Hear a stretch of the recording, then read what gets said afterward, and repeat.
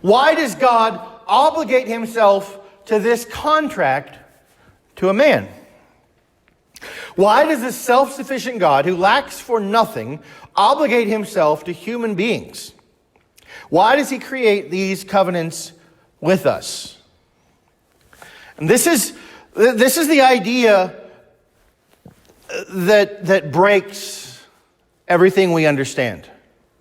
We want to establish logic and order. We want things to be reasonable and structural. And there is this one concept that is just like a bull in the china shop of our reasoning that shatters everything. And it destroys the ideas that we've set up for ourselves. The idea that God, who is self-sufficient, obligates himself to mankind makes no sense at all.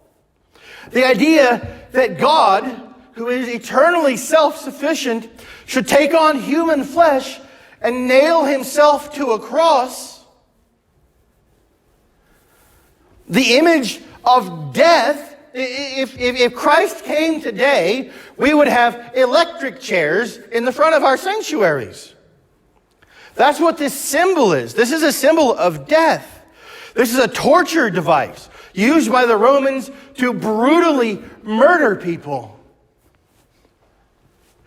And that in and of itself is a departure, is a break from our reasoning, our understanding. We want God to show us life, and he shows us a cross? What is this? But there is one idea that arches over the whole thing. And that, dearly beloved, is the reason God obligates himself to you and me. And that reason which defies logic, which violates understanding, which causes us to be confused, which causes the atheists to say, this is silly, it doesn't make any sense. That idea is love. I didn't understand it when I was growing up. I couldn't. I wasn't capable of understanding it. I knew my parents loved me. I knew that people loved me. I knew my pastor loved me. I knew that. And then one day I had a child of my own. One day I had a child of my own, and it felt like the next day they told me that child was broken, that he was imperfect, that he was hopelessly flawed. Dearly beloved, this isn't in my notes, but I got to tell you, we went to Columbus to have him tested. We were there all day at this special clinic. He was about 4 years old. He hadn't turned 5. He was almost 5. And they tested him all day. And at the end of the day, the doctor brought us back into the office, and she said, anything between 1 and 7 on this chart is normal range. Andrew's a 23. Your son is autistic. I had these great dreams. I had these hopes. Every parent does, right? I'm sure. You know, you want the best for your child. Andrew was going to be a pastor and the president of the United States and an astronaut. And I just knew it. He was also going to pitch for the Cleveland Indians because he was a left-hander. I had these dreams, these goals, these ideas. And all of a sudden, they all came crashing down in a single sentence. And so we drove home. I was working nights at the VA, washing dishes. But I was also teaching Bible studies at Frankfort United Methodist, and I had to drive past the church to get to and from work, so I had a key because I was teaching Bible studies, and I come back past the church at about 8:45 that night after getting off at 8:30, and I stop. And I go in, I unlock the door, and there's this beautiful dark sanctuary there. And I take off my shoes, take off my work boots, because I was going to go meet with God, and I wanted to be on holy ground. And I walked up to the altar, and I knelt down. And I placed my hands on the altar, and I cried out to God. I said, why? Why did you give me this flawed, broken, imperfect child? Why? I was right at the end of a 2-year process to become a pastor in the United Methodist Church. I was giving up everything that I wanted. I was going to teach poetry.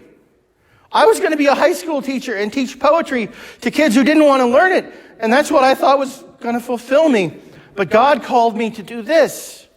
And I said, okay, Lord, you win. I ran from him. I ran for 15 years. I ran from God. And finally he got a hold of me and he said, do this. And so I said, yes, Lord. And I go into this process with this politics and this currying favor. And it was worse than politics. It was just terrible. It was. And here I am at the end of this process, washing dishes at the VA. You know how humiliating that is? It's a good job. It really is. But I just saw myself as something so much more useful to the world. And I'm kneeling at this altar and I'm crying out, why did you give me this flawed, broken, imperfect child? And heaven was silent. There was no answer. And I knelt there in the darkness at Concord. And I prayed. And I cried. And then I got up and I walked to the front of the church and put my boots on and I went home. I worked the next night. It was a hard day. I was angry. About 8:45, I'm coming back. I stop into the church. And I walk in, I unlock the door, I take off my boots because I'm going to go meet with God. I've got something to tell him. And I go up to the altar, and I kneel down, and I place my hands on the altar, and I say, why did you give me this flawed, broken, imperfect child when I'm giving myself to you? I'm giving away everything I've wanted. I'm doing everything you've asked me to do. And here, is this how you reward me? Is this your gratitude, Lord? You'll be surprised to know that heaven was silent that night. So I wept for a little while. And then I got up and I went to the front of the church. I put my boots on and I left. Slept horribly that night. So the next night I'm working and I know I got to go back to the church and I know I've got stuff to say. And I go back to the church at 8:45 that night. I walk in and I take my boots off. And I walk through this dark, holy place.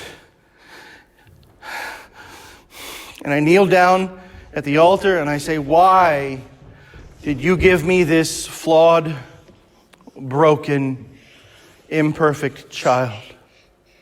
Tears just streaming down my face. And dearly beloved, God said, because you are my flawed, broken, imperfect child, and this is how I love you.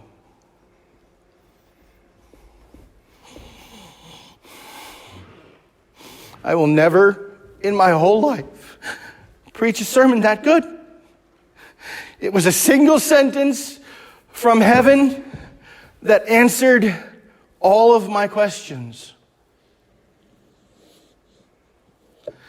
And when I look at myself, when I see the times I violate God's covenants, when I see the times I break my word to Him, when I see the hypocrisy in my own life, where I say, Lord, I don't want to sin against you. And then I catch myself and say, Lord, I don't want to sin against you. I hear his voice again. You are my flawed, broken, imperfect child. And this is how I love you.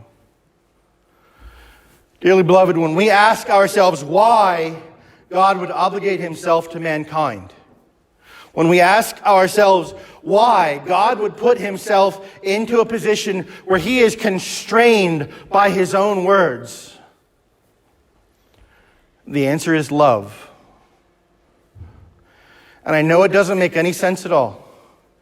It doesn't make any reasonable or logical or economic or financial sense. God gains nothing from the equation except that he loves us and genuinely wants the best for each of us.